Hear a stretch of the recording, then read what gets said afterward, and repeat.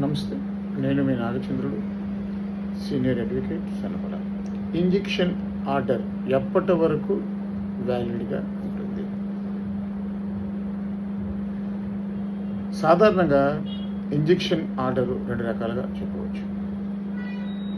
ఒకటి తాత్కాలిక ఇంజెక్షన్, రెండు పర్మనెంట్ ఇంజెక్షన్.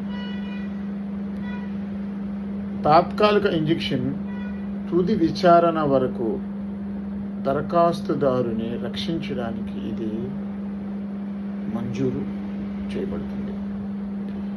సాధారణంగా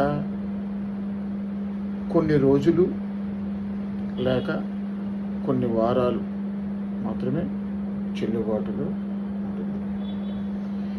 ఇక సెకండ్, పర్మనెంట్ ఇంజెక్షన్ అనేది దీర్ఘకాలిక పరిష్కారాలు ఒక కేసులో తుది తీర్పులో భాగం అయి